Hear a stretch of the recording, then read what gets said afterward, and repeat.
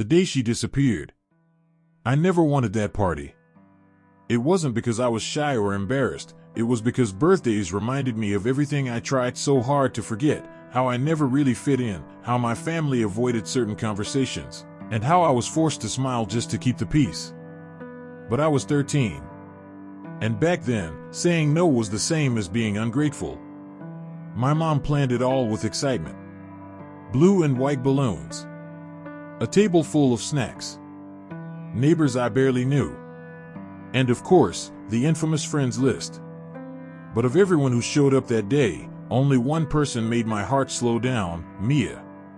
She arrived in a simple black dress, red Converse, and eyeliner sharp enough to look like she walked out of an old music video. She carried a bag with a hardcover notebook inside, and with a small smirk, she said, "Write it down.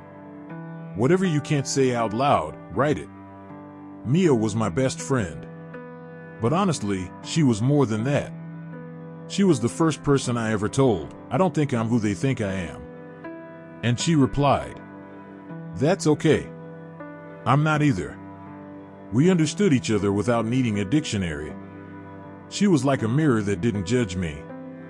And because of that, I trusted her like she was part of me. That summer afternoon, while everyone laughed in the backyard, Mia was quiet.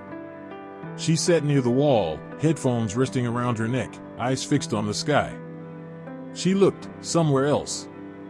I walked over and asked, "You okay?" She looked at me and smiled softly. "I'm just tired of pretending. Of being someone people tolerate, but never really know." I didn't know what to say, because I felt the same way. But before I could answer, someone called us to sing happy birthday. She hugged me tight, like it would be the last time. It was. Around 7:30, Mia said she was heading out. "Want me to walk you to the corner?" I asked. "No. I need to go alone today." That line felt strange. But not as strange as the way she looked at me before she left, as if she knew she wouldn't be coming back. She was last seen 3 blocks from my house, walking past the corner store. After that, nothing. The police were called that very night. Her mother, in a panic, called our house. My parents, tense, told her she had left around 7:30 p.m. From there, everything became a blur. Helicopters. Search dogs. Social media posts. Volunteer groups. Nothing. The town said Mia had run away. That she was confused, rebellious. Some called her unstable. Others whispered that those kinds of people always cause trouble.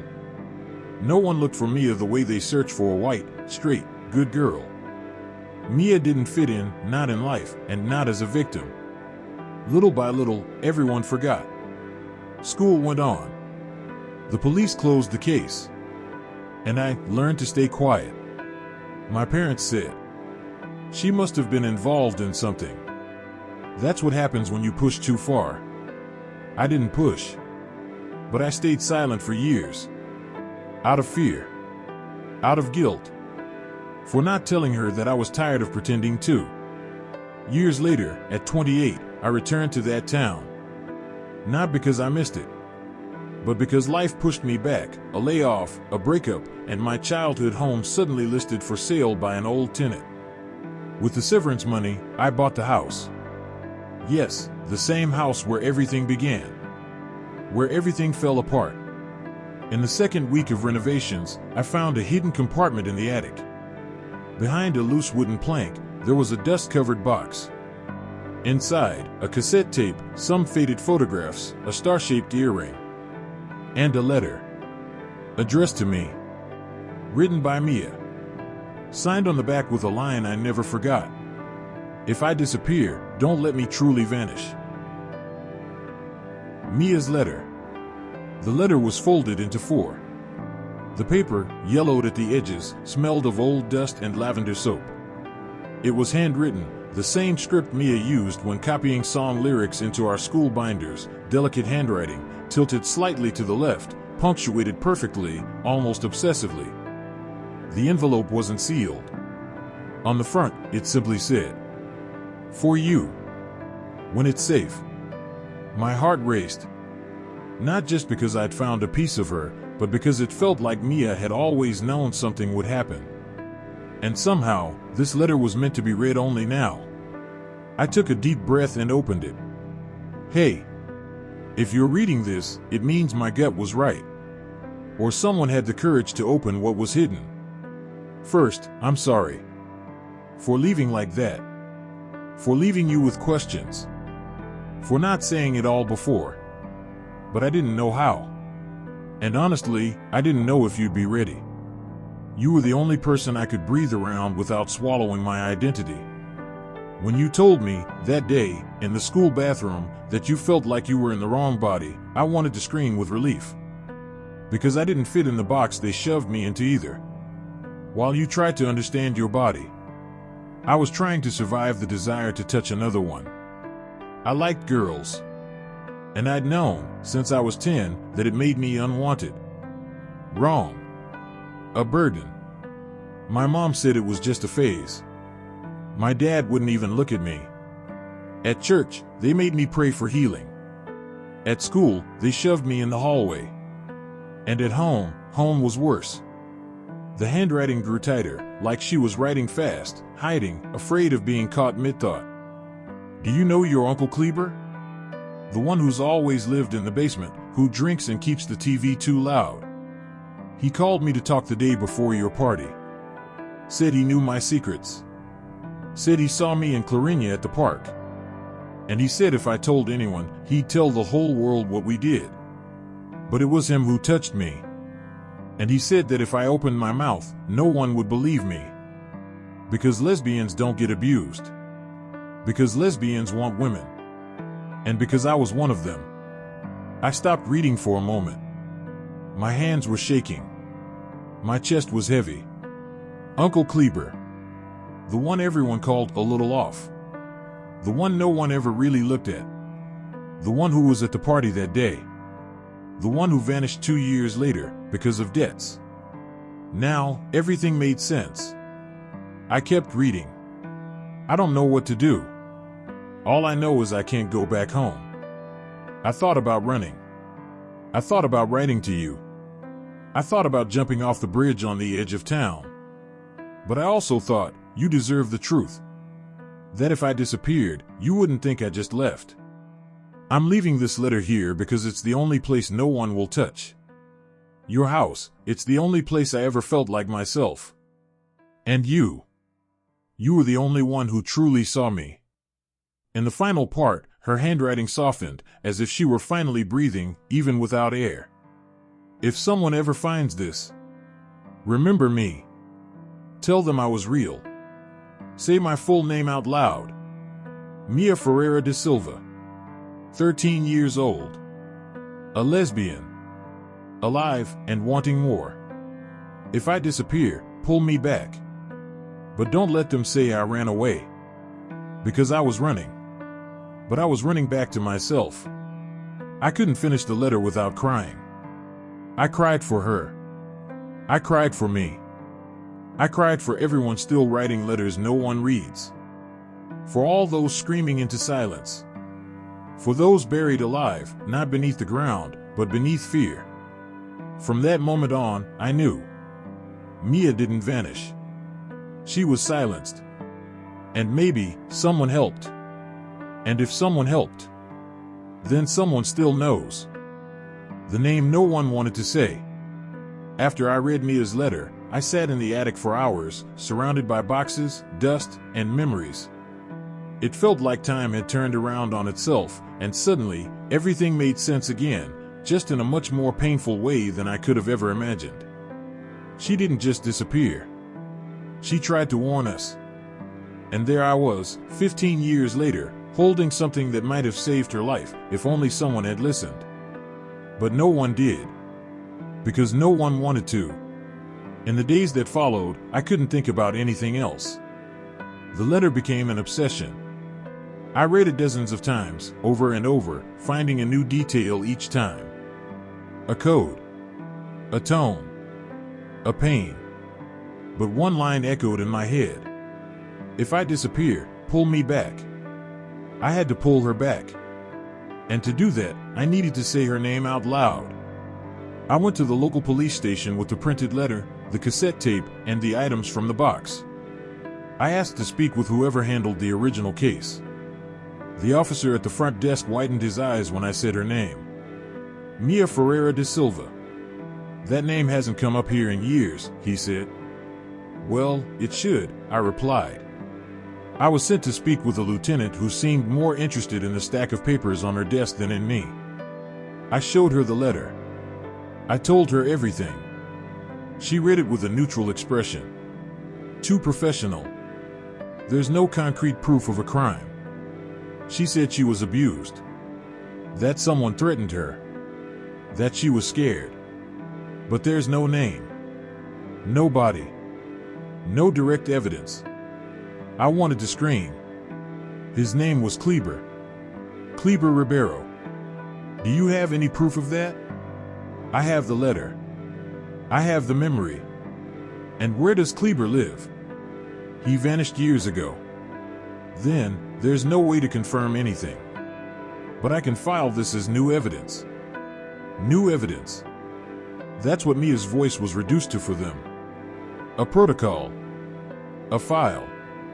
Cold ink on paper. I left angry. Not at the officer. At everything. At myself.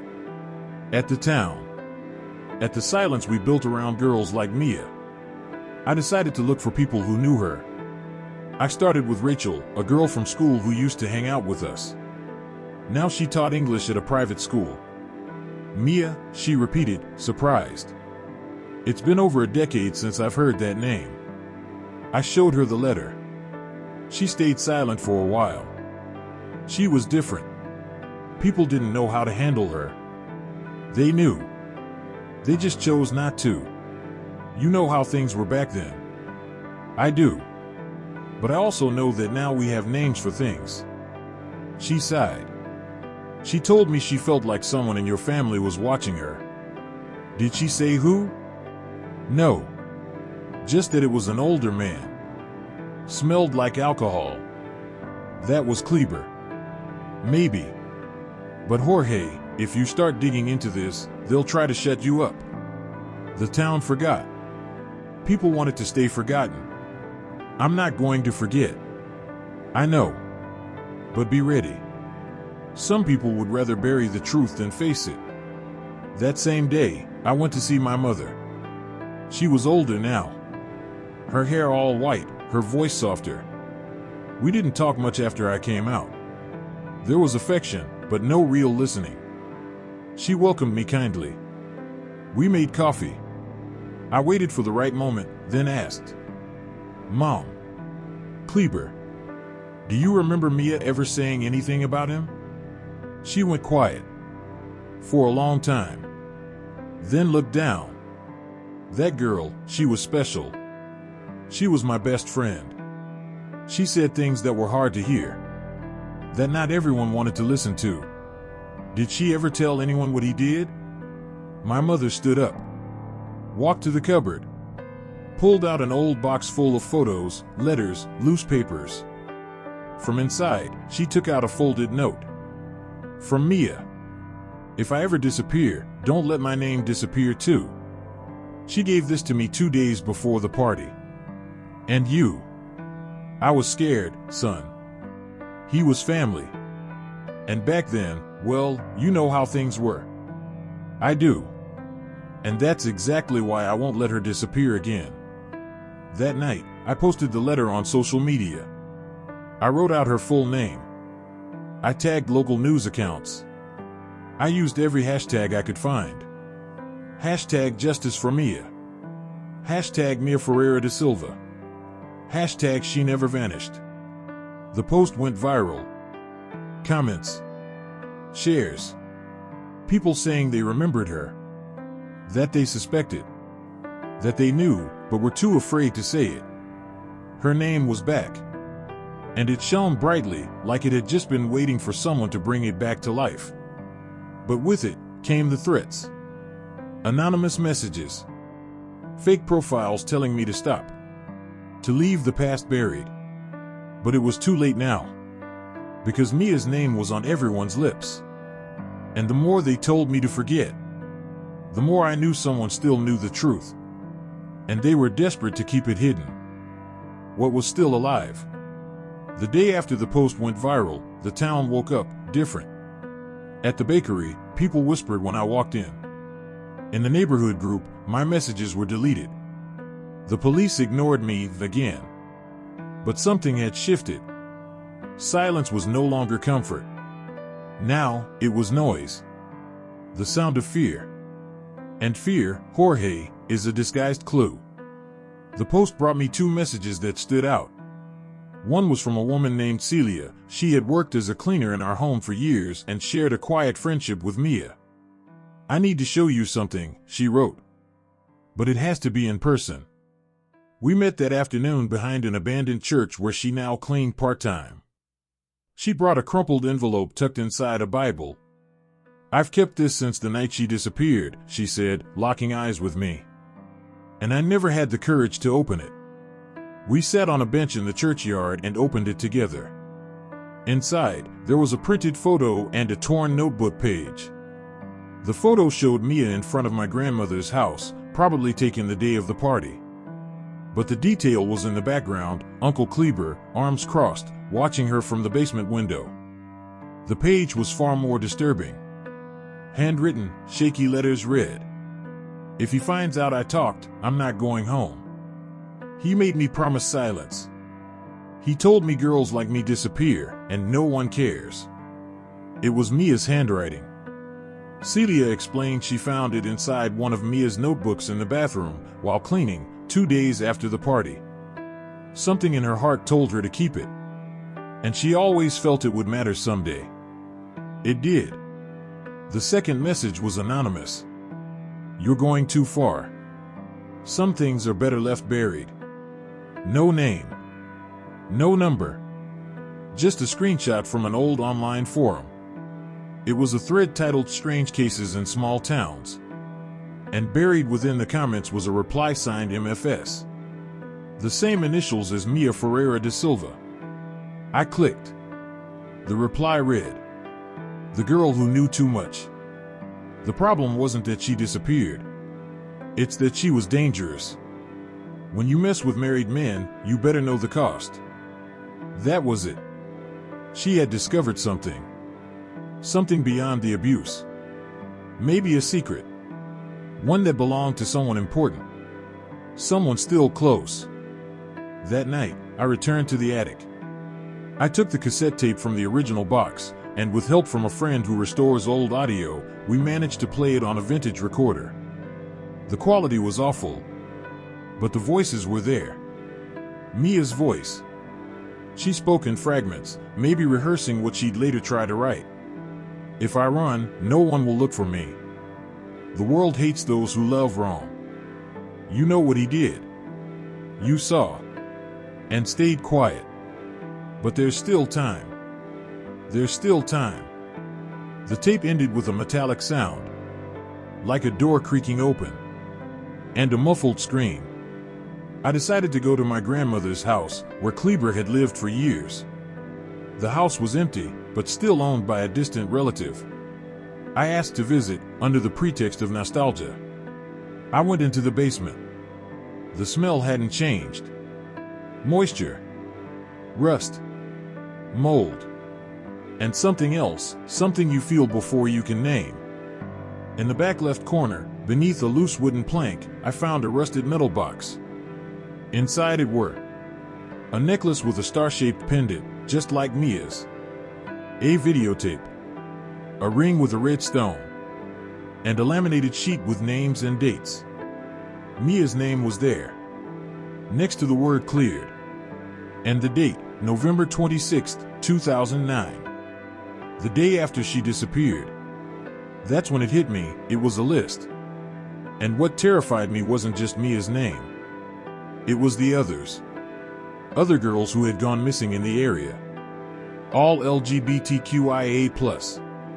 All silenced. All erased by the same word, cleared. The basement wasn't just a hiding place. It was a horror archive. I walked out shaking. Not from what I saw, but from what was ready to come to light. And now I knew. Mia wasn't an isolated case. She was the first to try and speak. And that's why they silenced her. With even more force. Names that still scream after death. I spent the whole night with the metal box open on my kitchen table. Mia's necklace, the red stone ring, the tape, the laminated list. Each item felt like a frozen scream. And that list, that damned list, wouldn't leave my mind. 7 names. 7 dates. 7 people who vanished. I looked up every single one. Magnifying glass tilted right Juliana L., 15 years old, disappeared in 2008. Police called it a voluntary escape. Magnifying glass tilted right Camila R., 17, missing since 2011. Lived in a shelter. Never seen again. Magnifying glass tilted right Gabby T., 16, last seen leaving an evangelical church. Magnifying glass tilted right Samira P., 14, last diary entry, today I'm going to tell my mom. Magnifying glass tilted right Deborah C., 18, reported an uncle for assault. Case dismissed. Magnifying glass tilted right Isis M., 15, openly lesbian, said she was being followed by a man in a white van. Magnifying glass tilted right and finally. Magnifying glass tilted right Mia Ferreira de Silva. November 26, 2009. The only one who left something behind. All LGBTQIA+. All with a history of reporting. All forgotten. Next to each name, the list said cleared. Cleared, like erasing a stain. Like removing a nuisance. It hit me hard. Mia was just one of many. And I couldn't treat this as a personal story anymore. Now, it was collective. It was political. It was urgent. The next day, I returned to the police station. This time with a lawyer. And with the prints, the restored tape, and the laminated list in hand. I have 7 names, I said. And one question, how many do you need to see a pattern? The lieutenant read in silence. For the first time, I saw doubt in her eyes. Maybe fear. Maybe regret. She stood up and called the chief. 3 hours later, I filed a case reopening. I handed over everything, the box, the letter, the tape, the list. But I didn't stop there. I went to find the families. Round Pushpin Donatsida, Juliana's mother, welcomed me with red eyes. I knew it wasn't a runaway. My daughter had everything ready to help me open a sewing shop. She just loved the wrong way. And that's why the town erased her. Round Pushpin Isis's brother hugged me. We never said her name again. It was like it became a curse. But now, I think maybe she can breathe again. Round Pushpin Samira left a diary. The final page said, "Today I'm going to tell her I like the biology teacher. I hope she doesn't hate me." With each story, a layer of silence was stripped away. With each name spoken aloud, the sound of truth grew louder. I went back to social media. This time, I posted the list. Name by name. Photo by photo. Story by story. And at the end, I wrote, "These girls didn't disappear. They were disappeared. And the town that stays silent is complicit." The post exploded. Thousands of shares. LGBTQIAPN+ movements in the region mobilized. Independent media started their own investigations. Journalists from other cities began to arrive. The bubble had burst. But with light came retaliation. The following week, someone smashed my window. I received anonymous notes. Posters with the girls' faces were torn down in public spaces. The city hall looked the other way. The local church asked for moderation.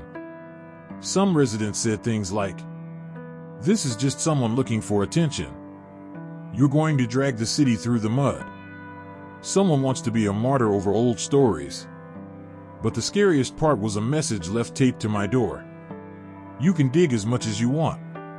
Just don't be surprised when you find your own grave. It was signed with a symbol. 3 interlocked circles. The same symbol in the corner of the laminated list. They weren't acting alone. It was a network. And I was stirring the nest. But now, Jorge. There was no turning back. Because when Mia's name began to echo again, the names buried with her rose too. And nothing can silence the scream of someone who was forced to be quiet. The day she returned. 3 weeks after the public report, I got a call.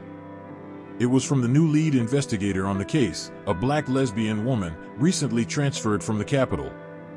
Her name was Alessandra. "Do you have a minute?" she asked. Her voice was firm, no small talk. "Always," I replied. She didn't waste time. "We found a body." "Where?" "On the land behind your Uncle Kleber's old house. Buried under a concrete tank." I froze. Time froze with me. Even after all this time, nothing had prepared me for that moment. "Is it her?" I asked. Silence. Then she said, "The objects found with the body match those on the list. And the necklace from the box. The dental records are consistent. And the bracelet. The star one. It was on her left wrist. It was Mia. After 15 years of silence, she had returned." The town stood still when the news broke. Remains found on abandoned lot identified as teen missing since 2009. But the bigger shock came with the name of the person who had been living in that house in the weeks after she disappeared. A family friend. A former neighbor. Well-liked in the community. Active in local charities.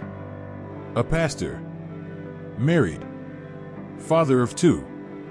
He and Kleber had once co-owned a now-defunct excavation company. And a van, white. The symbol with 3 interlocked circles, the one stamped on the list, had also been used on envelopes from their spiritual rehabilitation program. Now it was clear. It wasn't just a crime. It was a system. And Mia was the first to try and escape it. With the body recovered, national media arrived. Mia's name trended across the country. Articles appeared with headlines like, "Newspaper, the girl who resisted silence." Newspaper, Mia didn't run, she was hunted. Newspaper, Queer Justice, a voice that survived 15 years. Photos, memories, and notes began to surface. Girls who had studied with her wrote emotional posts. A teacher published one of Mia's essays titled, "What if I could be who I am without fear?" It was powerful. As powerful as she deserved to be remembered.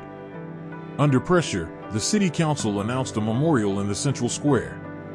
A small garden, with benches painted in the colors of the LGBTQIA+ flag and a plaque that read, "So that no name ever again has to scream from beneath the earth." Mia Ferreira da Silva, 1996 to 2009. On the day of the ceremony, the sky was clear. A group of girls in black released balloons bearing the names of the others on the list. Mia's family held a sign with her words, "If I disappear, don't let me truly vanish." I stepped onto the stage.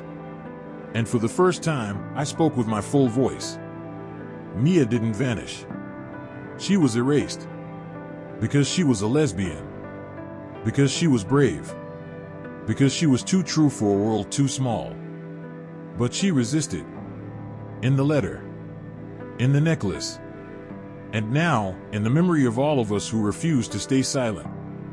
After the ceremony, I sat on one of the garden benches, staring at the space where her name was engraved. Someone approached. A girl, a teenager. She looked at me and said, "Thank you for speaking up. Now we know it's possible to tell." I smiled, held her hand, and replied, "We can always tell. But the world only listens when we speak together." She never vanished. We just pretended not to see. Mia didn't disappear. She was taken. And what they did to her, is still happening every day to so many others. But this time, someone refused to forget. And now, her name is memory. It's legacy. It's voice. It's justice. Loudspeaker if this story moved you. Orange heart subscribe to the channel. We tell the stories they tried to silence. Bell turn on notifications, because every week, we dig up a truth they buried. Speech balloon comment below, how many MIAs are still waiting to be pulled back? Link share this video. Because as long as we remember, they won't disappear again.